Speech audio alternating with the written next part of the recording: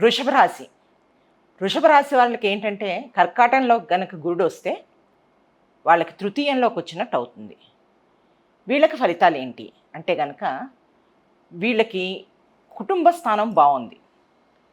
కుటుంబంలో అన్ని రకాలుగాను బాగుంటుందండి.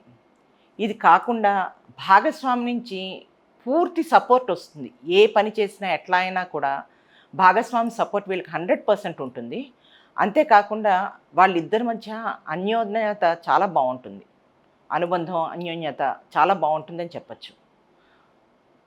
ఇక సోదర వర్గంతోటి ఏమన్నా మనస్పర్ధలు వచ్చే అవకాశం ఉంది. ఆ విషయంలో జాగ్రత్తగా ఉండండి. అంతేకాకుండా మీరు ఒక విషయాన్ని చెప్పేటప్పుడు కాస్త క్లియర్‌గా, క్లారిటీగా అవతల వాళ్ళకి అందిస్తున్నామా లేదా అన్నది ఒక్క నిమిషం ఆలోచించండి.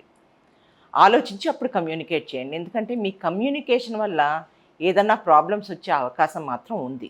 అందుకని మీ మాటని మాత్రం కాస్త జాగ్రత్తగా వాడుకోండి. ఆస్తులు, వ్యవహారాలు అంతా బాగానే ఉంటాయి. సంతానం విషయంలో ఏమి ఆలోచించక్కర్లేదు, బాగుంటుంది. కోర్టు వ్యవహారాలు లాంటివి ఏమన్నా ఉంటే కనుక అవి బాగానే సర్దుకుంటాయి. ఇక ఉద్యోగంలో ఉన్న వాళ్ళకి శ్రమ అయితే ఉంటుంది. శ్రమ ఉంటుంది ఉద్యోగంలో ఉన్న వాళ్ళకి. కానీ మీకు పరిస్థితుల్లో అంటే ఉద్యోగంలో మాత్రం బాగానే చేసుకోగలుగుతారు. సంఘంలో మంచి గౌరవం పెరుగుతుంది.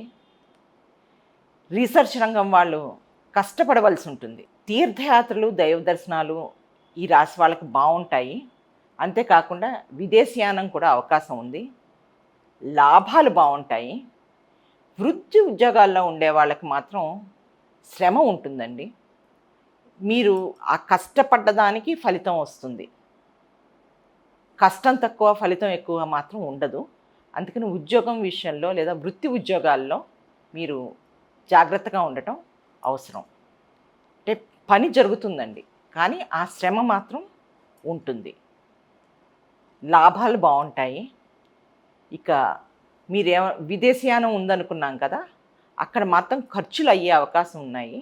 అందుకని మీరు ఖర్చు చేసేటప్పుడు మాత్రం కాస్త జాగ్రత్తగా ఆలోచించి ఖర్చు చేయండి. వీటన్నిటిని అధిగమించడానికి ఏంటి అంటే గనక లక్ష్మీదేవి ఆరాధన మనకి ఈ రాశి వాళ్ళకి చాలా అవసరం అండి. లక్ష్మీదేవిని ఆరాధిస్తే గనక ఈ సంవత్సరం చాలా మంచి ఫలితం ఉంటుంది. మీకయ్యే ఈ ఖర్చులు ఇవన్నీ కూడా మీరు ఒక కంట్రోల్ తెచ్చుకోగలుగుతారనమాట.